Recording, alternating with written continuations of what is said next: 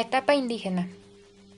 La mayoría de lo que conocemos sobre la educación anterior a la conquista española procede de lo escrito por frailes o por los indígenas que colaboraban con ellos o redactaban sus propias crónicas. El tema de la enseñanza interesaba muchísimo a los franciscanos, por eso ponían especial atención a las costumbres precolombinas. Así sabemos la importancia de las distinciones de clase y género en los procesos de enseñanza, la importancia de las instituciones creadas por los indígenas para la educación formal, el estrecho vínculo entre guerra, sacerdocio y educación. Sin embargo, solo es posible tener un panorama completo de la educación náhuatl del centro de México, que sin embargo es aplicable en términos generales a otros grupos, aunque ninguno alcanzó la complejidad de sociedades urbanas como Tenochtitlán, Texcoco o Culhuacán. En la infancia, los niños convivían con sus padres y se convertían en sus colaboradores mientras aprendían sus oficios y tareas, como pesca, cortar leña o acarrear mercancías, tareas que requerían incursiones al lago o campo, y las niñas se dedicaban a trabajos del hogar, como hilar, tejer y moler en el metate.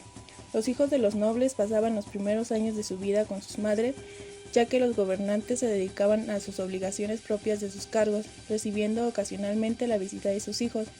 Los castigos corporales aparecen citados en láminas del Códice Mendocino, mostrando la dureza con la que eran reprendidos tanto niños nobles como plebeyos. Los golpes eran comunes y a veces con troncos, se les acostaba en la tierra mojada, se les hacía cortes en las orejas o se les obligaba a inhalar el humo de chiles puestos en brasas. Las fuentes ofrecen información sobre la existencia de educación escolar para todos los varones nahuas y algunas mujeres. Los niños eran prometidos al templo tras su nacimiento y los padres adquirían el compromiso de llevarlos a la escuela junto al templo cuando el momento llegara. Las escuelas estaban vinculadas a los templos formal y espacialmente, aunque la religión era más enfatizada en la educación noble.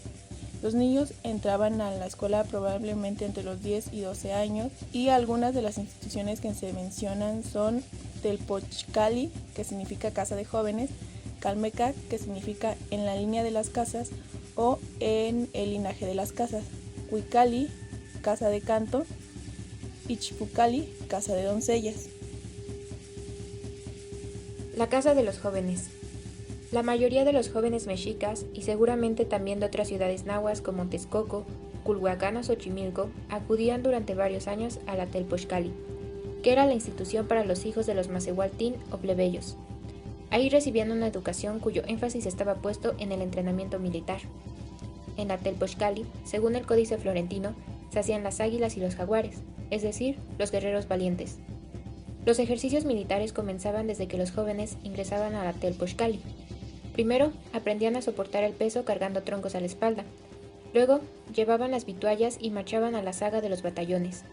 Más adelante participaban como ayudantes de los mayores en el aseguramiento y en la conducción de los prisioneros. Los jóvenes ascendían en la escala militar por sus méritos al combatir al enemigo, y podían llegar a convertirse en guerreros especiales, como las águilas y los jaguares. De hecho, ese era un camino de ascenso social directamente ligado a la escuela. Los guerreros valientes vivían con honores y beneficios superiores a los de un plebeyo cualquiera, aunque también expuestos a grandes riesgos.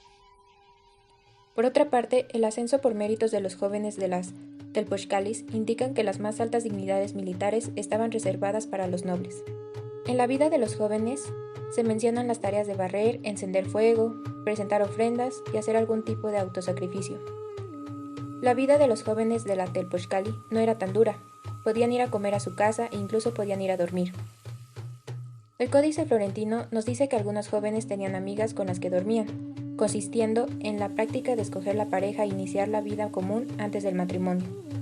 Se dice que los jóvenes de la Telpochcali eran vulgares, groseros, usaban palabras gruesas de ave, es decir, insultos. Además del entrenamiento militar y de algunas prácticas religiosas, hay dos ocupaciones importantes en la Telpochcali. Se trata de la congregación para trabajar en obras públicas, como diques, edificios o chinampas, y de la reunión nocturna para participar en las jornadas de danza. Los otros jóvenes. Los nobles acudían al Calmecac y se preparaban para los altos cargos del gobierno y sacerdocio. Era la escuela de la élite y pone siempre énfasis en las obligaciones religiosas de los estudiantes. Los maestros eran sacerdotes y los jóvenes debían de salir al bosque para recoger leña, ramas y espinas para las ofrendas de fuego y autosacrificios. Los muchachos estaban sometidos a una rutina de mortificaciones y autosacrificios, con finalidad de habituarlos a realizar la ofrenda de sangre, indispensable en la religión, además de endurecerlos y acostumbrarlos a la disciplina. Otras actividades que debían de hacer los jóvenes era pasar la noche en vela vigilando las ciudades de las montañas, punzarse el cuerpo en las cúspides de las montañas para obtener la sangre que ofrendaban, despertar a medianoche para tomar baños de agua helada y hacer ayuno. Esta vida de privaciones de los jóvenes nobles se presentaba como argumento a favor de la función de diligencia que les estaba reservada. Se insiste mucho en la rectitud moral, las buenas costumbres y en cómo los jóvenes tenían la virtud de soportar dolores y privaciones. La reclusión en el Calmecac era estricta y no podían mantener contacto con sus familias. Los castigos aplicados en el Calmecac eran muy severos, entre ellos podemos mencionar los azotes y apaleamiento con leños ardientes, e incluso la muerte para quienes se entregaran a la bebida y a las mujeres. El Calmecac era un importante recinto de conservación y transmisión del saber en Mesoamérica. Los jóvenes ahí recluidos se ocupaban del Amoxtli, códice y libro, y de la Tlacuiloli, arte pictográfico. Los estudiantes del Calmecac debían aprender a interpretar 3 tipos de libros: el Tonalamat, el Xiujamat y el libro de los sueños. El Tonalamat contenía el calendario adivinatorio de 260 días y podía tener algunas tablas de adivinación y ciclos astronómicos. El Xiujamat era algo parecido al libro de historia.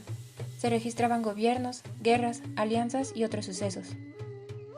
En cuanto a la transmisión del saber artesanal, los oficios artesanales en Mesoamérica alcanzaron un grado de diversificación y especialización notable. Las ciudades albergaban a barrios enteros de artesanos, y los más destacados entre ellos trabajaban directamente en los palacios. Los hallazgos en excavaciones arqueológicas, las afirmaciones en las fuentes escritas y algunos objetos que fueron enviados a Europa como obsequios que aún se conservan, nos permiten apreciar la riqueza y belleza de la producción artesanal del posclásico mesoamericano. En varios textos se describe con detalle las obras realizadas por los orfebres lapidarios y plumajeros, los cuales eran artesanos. Asimismo, tenemos algunos recuentos de los materiales, las técnicas y los procedimientos usados por los artesanos de diferentes oficios en la producción de sus obras. Quizá el relato más extenso y completo de todos es el que describe las etapas de producción de las obras de plumaría en el Códice Florentino, descrito sin duda con la información que proporcionaban los artesanos a los colaboradores de Sahagún. Pero si bien la información disponible no deja lugar a dudas sobre la existencia de una transmisión sistemática del saber artesanal, no está completamente claro qué relación tenía la escuela con dicho saber. Según los indicios que se tienen, sin embargo, indican que lo más probable es que la transmisión de los oficios artesanales haya ocurrido dentro de los mismos barrios, en los talleres familiares. Los padres de los artesanos esperaban que sus hijos maduraran y tomaran su oficio. Lo expresaban de la siguiente manera: que el niño adquiera rostro, corazón y oficio de artista. Para los indígenas el maestro significa el que enseña, el que educa, el que horada el rostro a la gente, el que destapa las orejas de la gente. En sus manos, en su boca está el agua fría, la ortiga. Enseñar y educar lo definen como crecer y endurecer. El maestro tiene la tarea de apoyar al alumno a crecer y endurecer. Las conductas más importantes de aprender era obtener jóvenes diligentes, rápidos para cumplir con la encomienda. Y de sus faltas más importantes de advertencia es el robo y el adulterio. Estas representan transgresiones y delitos.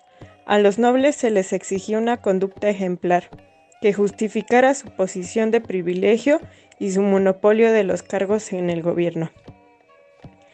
Se les pedía que fueran especialmente diligentes, sobrios en su actuación, prestos en el saludo y otras cortesías y, desde luego, más rigurosos en sus desvelos y ayunos religiosos. Ahora hablemos de la mujer y la educación. La sociedad mexica, como las sociedades nahuas en general, tenían reservados casi todos los puestos del sacerdocio, la judicatura, la milicia y el gobierno para los varones. En esto, los nahuas se parecían a otros grupos mesoamericanos, como los purépechas y los otomíes. mientras que los mayas y sobre todo los mixtecos conferían dignidades sacerdotales y cargos públicos a las mujeres. Excepto por algunos oficios artesanales y especialidades como las de la curandera y la partera, hay tendencia en las fuentes nahuas a identificar a la mujer con actividades realizadas en el ámbito doméstico, como hilar y tejer, cocinar, criar a los niños y cuidar la huerta. Desde las ceremonias de ofrecimiento de la criatura al templo, cuando se hacía la promesa de llevarla allí para su educación, estaba presente el contraste de la conducta masculina y la femenina, y la exaltación de esta primera. Las mujeres pasaban la infancia cerca de su madre para aprender las tareas que les correspondían, y en algún pasaje referente al Calmecac se habla de la posible presencia de mujeres, en donde se dice que se convertirían en sacerdotisas. Ni el autosacrificio por punción para la extracción de sangre ni adiestramiento militar alguno parecen haber formado parte de las obligaciones de aquellas mujeres que estaban recluidas en los templos. En cualquier caso, estas mujeres enclaustradas eran minoría. Al parecer, las mujeres que pasaban un tiempo de reclusión en los recintos religiosos eran aquellas que habían tenido un padecimiento perinatal y habían sido prometidas al templo. En caso de sanar y seguir vivas, quedaban obligadas a dar servicios en dicho templo. Respecto a los valores reforzados por la institución de reclusión y servicio de las mujeres, hay uno que priva sobre cualquier otro. A la mujer se le pide, más enfáticamente que al hombre, humildad. Valientes. La guerra. Todos los hombres jóvenes iban a la guerra.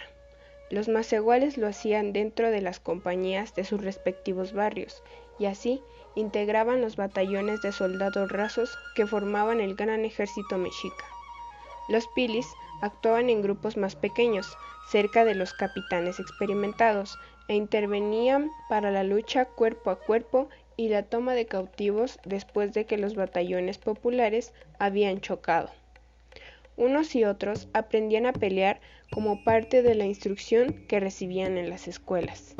Los jóvenes nobles acudían a recibir instrucción directamente de los capitanes más destacados, los tequiahuique, quienes les enseñaban cómo se coloca el escudo, cómo se combate, cómo se detienen las flechas con el escudo. Estos mismos capitanes acompañaban a los muchachos nobles a los campos de batalla y les daban indicaciones sobre el lugar y el modo adecuado de tomar prisioneros.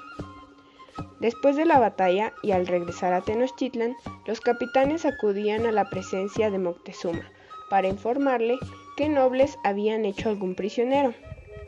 La toma de cautivos era un logro al cual el soberano daba enorme importancia a la hora de asignar los más altos puestos militares y las responsabilidades administrativas como las de jueces, mayordomos y recaudadores.